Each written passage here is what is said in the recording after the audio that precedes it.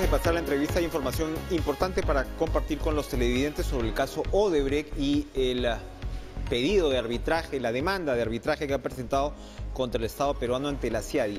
En el comunicado que se emite desde Sao Paulo hay 2 o 3 detalles que vale la pena subrayar, desde el lado, por supuesto, desde la perspectiva de esta empresa. Primero, señalan que, es el holding controlador actualmente de la matriz en Brasil el que decide esta demanda.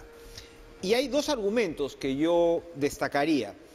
Uno es que señala que el contrato de concesión con el Estado peruano sostiene que en caso de rescindir el mismo, como ocurrió con el gasoducto surperuano, como recordamos, por la imposibilidad de lograr el cierre financiero, ese fue el argumento del Estado peruano. Cuando estalla el escándalo Lava Jato, los bancos pues no bancan este proyecto por diversas razones, y el consorcio encabezado por Odebrecht no logra el cierre financiero de este proyecto. Entonces, que el Estado, dice Odebrecht, tenía hasta 12 meses para volver a licitar el gasoducto. ¿Qué cosa es lo que quiere Odebrecht? Lo que quiere Odebrecht es que le devuelvan lo que según ellos son 1.200 millones de dólares invertidos en el proyecto. El proyecto había avanzado en un 33%. En fin, en tubos y qué sé yo, habría que ver si esa es la cantidad correcta, ¿no? Pero lo que señalan es que ellos quieren que se les devuelva ese dinero, y obviamente el que ganara la licitación sería el responsable de devolver esos fondos o establecer una negociación. Y el segundo argumento que me parece interesante es que el Tratado Bilateral de Protección de Inversión Privada firmado entre el Perú y Luxemburgo, que aplica, ¿no?, en esta situación, establece el plazo límite no prorrogable de 3 años para que la parte afectada, es decir, Odebrecht, solicite el inicio del arbitraje internacional. Es decir, lo que Odebrecht está diciendo, al mismo tiempo de señalar que no quieren afectar el acuerdo de colaboración eficaz firmado con la justicia peruana, es decir, que ellos ya no tenían más tiempo para presentar un arbitraje con esta naturaleza, y que de alguna manera se están curando en salud. Evidentemente, esto es un tema que tiene muchísima controversia, pero esos son los argumentos de la constructora brasileña, porque sin duda alguna el proceso de colaboración pasa pues por una crisis, creo, lo podemos ver con una decisión como esta. Vamos a aprovechar en comentar esta situación con nuestra invitada de esta noche, arrancar con esto, Verónica Mendoza, lideresa de Nuevo Perú, a quien le damos la bienvenida, y por supuesto vamos a hablar de política, de la situación del Congreso y lo que ocurrió con Juntos por el Perú. Pero quería, Verónica, gracias por estar con nosotros, aprovechar para preguntarle su opinión sobre lo que está ocurriendo ahora mismo con Odebrecht. Buenas noches. Buenas noches, Enrique, muchas gracias por el espacio, muchas gracias a todos los que nos acompañan desde sus hogares o quizás todavía el trabajo. Mira, sobre este tema, que efectivamente tiene muchas aristas, yo primero quería decir que yo siempre he estado a favor y he defendido el acuerdo de colaboración entre Odebrecht y el Ministerio Público, porque me parecía que lo más importante para el país era que Odebrecht cantara todititito y pudiéramos saber los peruanos de una buena vez quiénes fueron los corruptos y coimeros que nos robaron a lo largo de estos años. Pero a estas alturas sí me parece inaceptable, preocupante por decirlo menos, de que luego de que el Estado peruano permitiera que Odebrecht siguiera trabajando en el Perú, le diera más de 500 millones de soles por la venta de Chaclla, ¿no es cierto?, que Odebrecht siga cobrando por el peaje de las nuevas vías de Lima, ¿no es cierto?, y que ahora Odebrecht demande al Estado peruano por 1.200 millones de dólares y que encima, como se ha revelado el día de hoy, es una noticia que habría que confirmar, está bloqueando la entrega de información de la base de datos que tienen en Suiza, con recursos presentados donde en Suiza, están todos los códigos, ¿no es cierto?, o los nombres, mejor dicho, que están detrás de los famosos codinomes. Entonces creo que eso sí, ya no lo podemos aceptar. Sí necesitamos que el Estado se ponga muy firme, que el Ministerio Público le exija a Odebrecht que de una buena vez cante todo, porque eso de darle información a puchitos, la verdad que es, ¿no?, preocupante.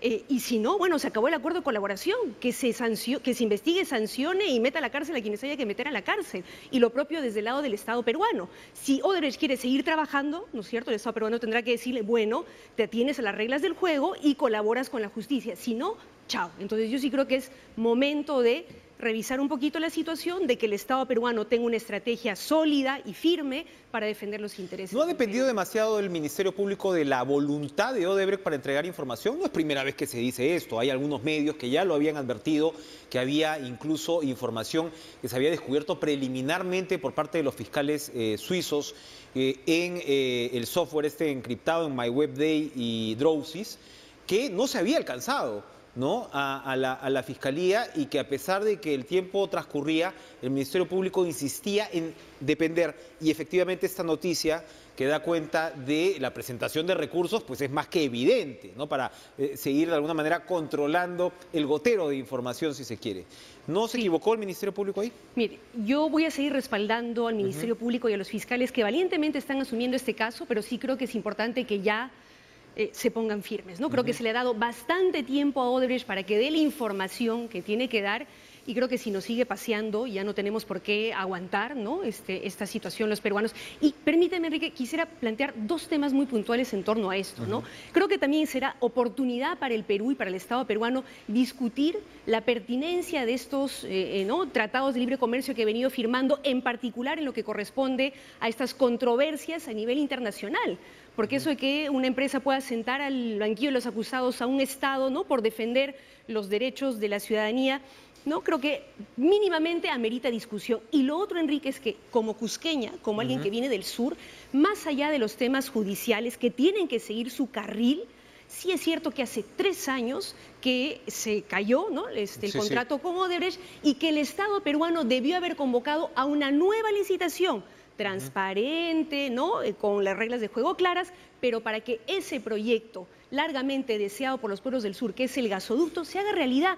No puede ser que ya sean 15 años que se viene explotando el gas de Camisea y los pueblos del sur no veamos ni una sola gota. Y el señor Vizcarra nos ha ido meciendo y meciendo con este tema, diciendo que ya sale, que este año, que en unos meses, que en el siguiente trimestre, y la verdad que esa es una burla que los pueblos del sur ya no estamos dispuestos a aguantar. Muy bien. Pasemos a la situación estrictamente política. El Congreso se va a instalar en marzo. Juntos por el Perú, que fue el proyecto que Nuevo Perú incorporó, o al que se incorporó, no pasó la valla por 2 décimas, me parece, ¿no? Dos décimas. Evidentemente frustrante, me imagino, de un lado. Y de otro lado había una serie de interpretaciones, ¿no? Se dijo que ir con Yehude Simón no fue lo más adecuado. Hubo figuras de Nuevo Perú que se alejaron de Nuevo Perú luego de considerar que lo que podía ser una alianza con Gregorio Santos, que acaba de ser ratificada su condena, era una equivocación.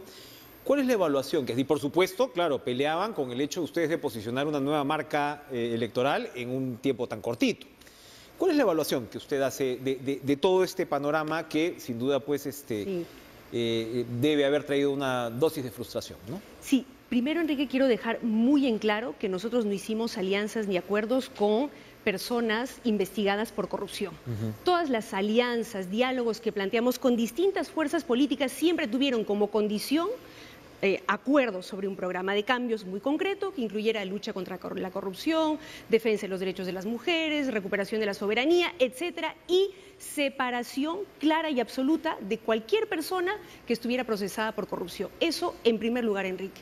Lo segundo es que efectivamente nuestra aspiración era poder tener una bancada que representara a las familias del Perú, a los trabajadores que sufren precariedad, inseguridad, pero también éramos conscientes, Enrique, de que teníamos todo en contra y que iba a ser muy difícil, entre otras cosas, porque como tú has señalado, ¿no?, entrábamos a la contienda electoral con un logo y un nombre absolutamente desconocidos, ¿no?, sin muchos recursos, pero creo que dentro de todo logramos posicionar algunos temas en el debate político, logramos proyectar una serie de nuevos liderazgos que van a seguir haciendo política, como Julio Arbizu, ex procurador anticorrupción, que se ha decidido a entrar a este difícil mundo de la política, ¿no?, como Isabel Cortés o Chabelita, aguerrida trabajadora de limpieza pública, defensora de los derechos de los trabajadores, o Gaela, una mujer trans que valientemente nos ha demostrado que sí se pueden abrir los corazones y explicarle a la gente que todas y todos merecemos respeto y que se puede traer abajo la discriminación. Entonces,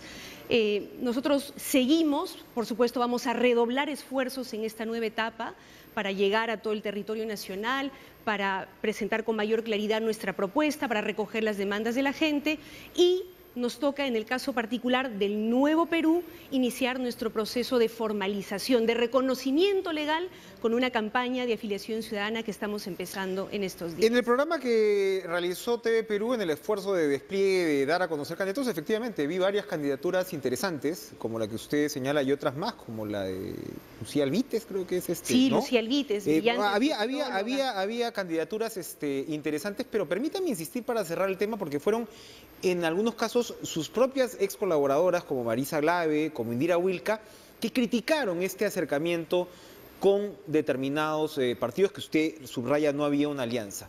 ¿Se ha hecho un proceso de autocrítica por eso o cree que no hubo nada que corregir por ese lado? Yo sí creo, Enrique, que no supimos explicar, comunicar adecuadamente una decisión que fue colectiva, institucional, largamente debatida en el Nuevo Perú, que planteó la necesidad de participar en un proceso electoral que además de alguna manera nosotros habíamos promovido, porque estuvimos en las calles y en el Parlamento exigiendo el cierre del Congreso. Por lo tanto, digamos, lo más fácil quizás hubiera sido ponernos de costado y esperar que pasara la tormenta, pero nos parecía que lo más responsable era, incluso en estas precarias condiciones, participar del proceso electoral. Y además decidimos muy claramente sumar fuerzas, sí, siempre poniendo por delante un programa de cambios y zanjando con aquellos que tuvieran procesos por corrupción, ¿no? Y solo bajo esas condiciones es que hemos avanzado. Sí entiendo, Enrique, que no hemos podido explicarlo adecuadamente, que eso ha generado ciertos niveles de incertidumbre, pero quiero aclararlo y reiterar que esa siempre va a ser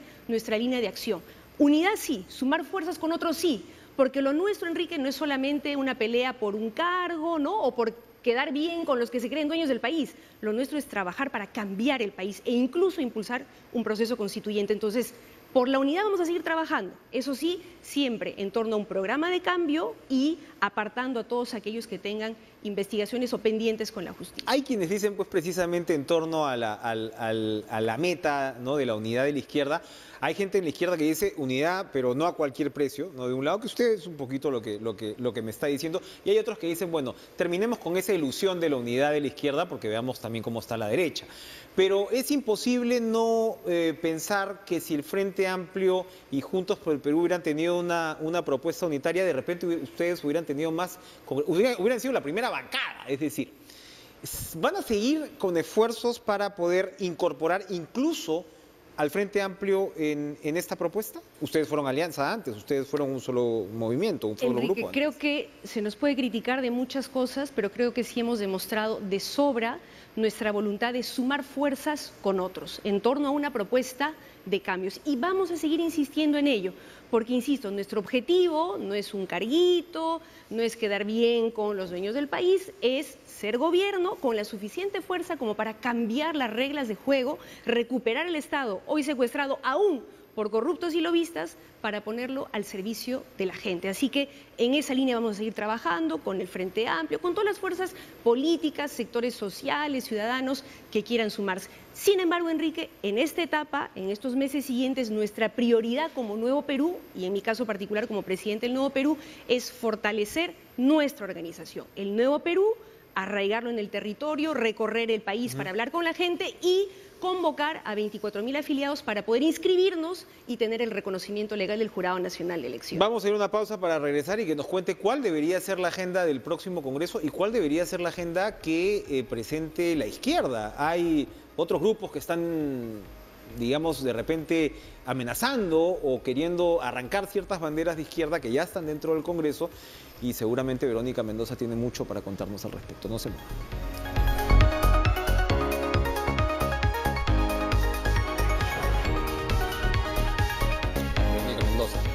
Ustedes van a, entonces, Nuevo Perú va a ir siempre tras el membrete propio. Antes, y eso es una consecuencia que hay que destacar en medio de todo para ver que las reformas sirven, ¿no? Antes teníamos 800.000 firmas las que había que presentar. Con las depuraciones del caso terminaban siendo probablemente más de 1 millón, largamente, las que se tenían que recoger. Y ahora lo que se pide son 24.000 afiliados. Claro, el afiliado se supone pues que significa un compromiso que de repente un firmante pasajero no lo va a tener. Entonces también es determinado desafío. ¿Ustedes van a poder presentar una lista con 24.000 afiliados para que Nuevo Perú vaya a las elecciones del 2021 con partido propio? Estamos convencidos de que podemos inscribirnos. Actualmente tenemos cerca de 3.000 militantes ya afiliados, registrados y una periferia de simpatizantes. Tenemos, en teoría, un año para poder, ¿no?, afiliar estas 24.000 personas, pero sí una salvedad, y es que con la actual normativa electoral tendríamos que inscribirnos no en un año, como establece el kit que hemos adquirido, sino prácticamente en abril, ¿no?, para cumplir el actual esquema, ¿no? Por eso creo que es importante que, más allá del Nuevo Perú, sí se amplíe, ¿no?, se abre la posibilidad de que en este año se den algunas modificaciones a las reglas de juego electorales para que nuevas fuerzas políticas puedan participar en el 2021 con otras reglas de juego, porque si no vamos a permitir que los mismos de siempre se reciclen, un poquito lo que ha ocurrido con este Parlamento, ¿no? Entonces creo que es importante que este nuevo Congreso permita, ¿no?, esta suerte de moratoria para poder hacer algunas modificaciones a las leyes electorales, no solamente para que nuevas fuerzas políticas puedan participar, sino, por ejemplo, para bajar el límite de los aportes privados que siguen siendo estratosféricos y que siguen permitiendo la penetración del dinero, muchas veces sucio o mal habido, en la política, ¿no? Creo que esa es una de las tareas urgentes, dicho sea de paso, del próximo Congreso, ¿no? Ya hay debates dentro precisamente de este nuevo Congreso, que será breve pero seguramente significativo, y uno de ellos está centrado en si, increíblemente, si Antauro Humala es un preso político o no. ¿Para usted Antauro Humala es un preso político? De ninguna manera. Pero además, Enrique, me parece la verdad inaceptable y vergonzoso que una fuerza política que le ha pedido su voto a la ciudadanía y que ha gozado de, ¿no?, la confianza de un sector en esta, plantee como primer punto de agenda, ¿no?, algo de interés particular de uno de sus referentes. La verdad que yo creo que los peruanos estamos cansados de que los políticos usen el Congreso para sus indultos, sus blindajes, sus amnistías, es decir, sus agendas personales, cuando hay tantos otros temas urgentes, importantes que discutir.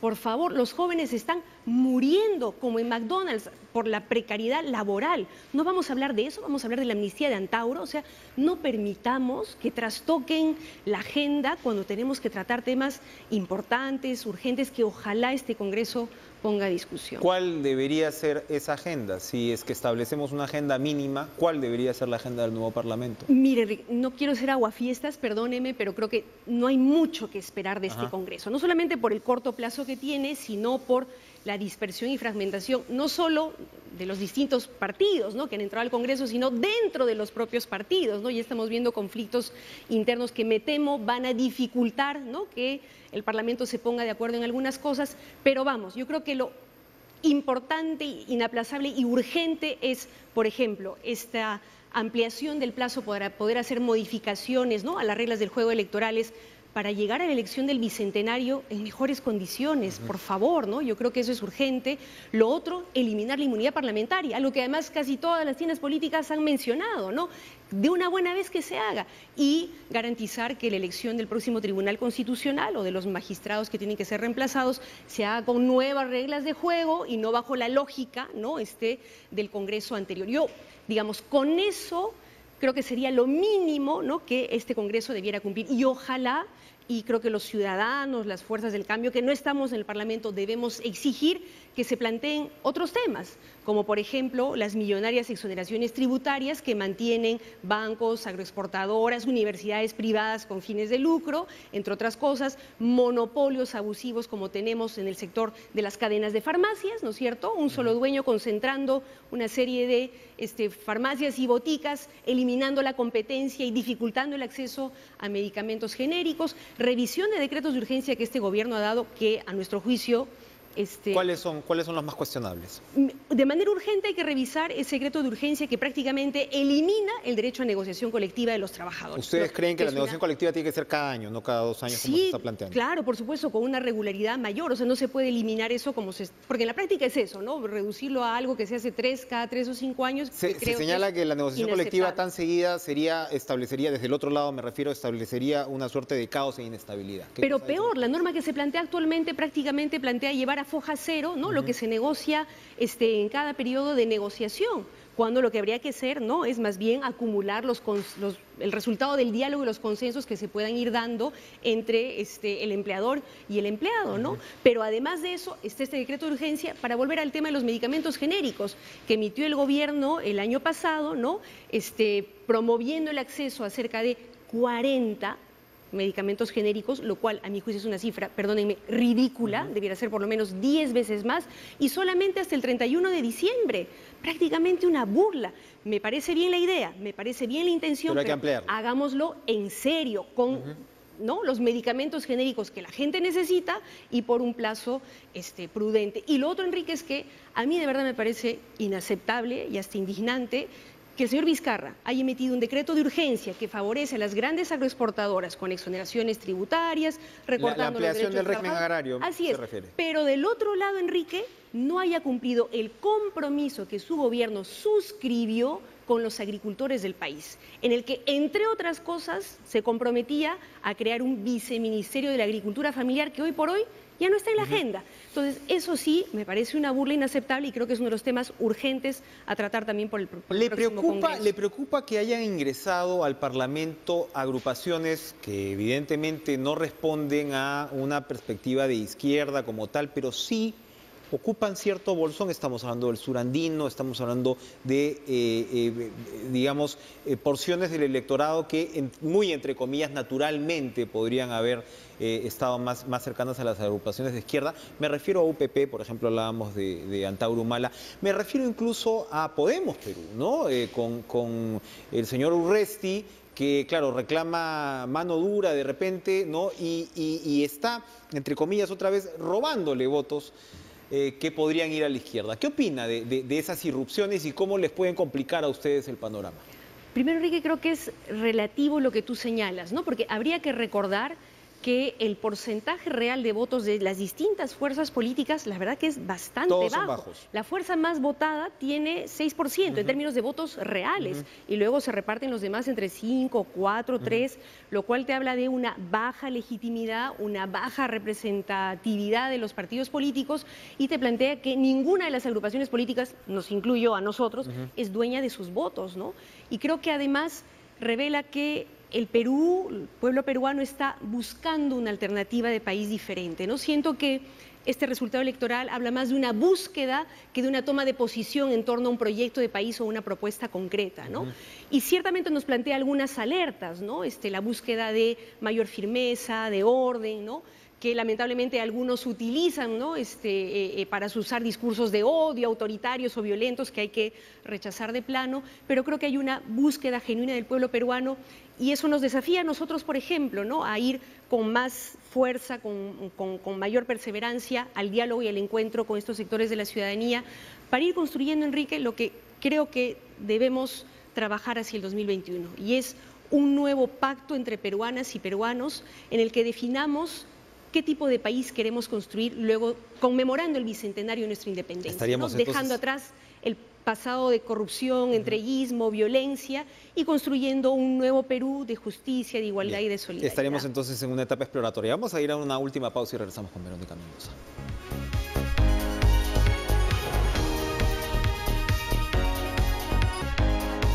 En este minuto y medio que nos queda, Verónica Mendoza, permítame regresar un poquito al principio, insistir con quienes se marcharon, porque precisamente la disolución del Congreso tuvo un papel estelar la propia Indira Wilca, ¿no? Porque en realidad el Tribunal Constitucional en su sentencia le dice al Congreso disuelto: oiga, la señorita Wilca o la congresista Wilca les dijo a ustedes: no lo hagan, no voten. Eso marcó finalmente la negación de esa cuestión previa, ¿no? Dio pues al final esta interpretación de que efectivamente se negó el voto de confianza. ¿Hay posibilidades puntuales de que Marisa Glave e Indira Wilca vuelvan a Nuevo Perú? Mira, Enrique, de nuestra parte, de mi parte en particular, todas las puertas abiertas para seguir dialogando, trabajando, y estoy segura que nos vamos a seguir encontrando, ¿no? Porque compartimos, creo yo, una misma visión de país, una misma vocación de defensa de los derechos de las mujeres, así que, mira, si se pone el país por delante, habrá condiciones, sin lugar a dudas, para reencontrarnos. ¿Han hablado desde ese momento? No, recientemente no, pero de nuestra parte y de mi parte toda la disposición. Es más, En el Nuevo Perú entramos ahora a una nueva etapa, ¿no?, de apertura, de convocatoria, donde justamente nos toca entablar diálogos con distintos sectores, organizaciones políticas, sociales, movimientos regionales, colectivos ciudadanos con los cuales estamos dialogando para, ¿no?, fortalecer este gran movimiento. Algunos se incorporarán, con otros habrá procesos de diálogo, pero la idea es ir construyendo un gran movimiento ciudadano, democrático, emancipador por la defensa de los derechos de las mujeres, de los derechos de los trabajadores, de la soberanía sobre nuestros recursos de cara al 2021. Así que en ese camino nos vamos a seguir encontrando, no cabe la menor duda. Muy bien, muchas gracias entonces por acompañarnos esta noche, Verónica Mendoza. Si me permiten, pero segundos. Invitar a toda la gente de Huaycán. Este domingo vamos a estar en la plaza justamente invitando y convocando a la afiliación del Nuevo Perú, así que los esperamos. Perfecto, gracias por estar con nosotros.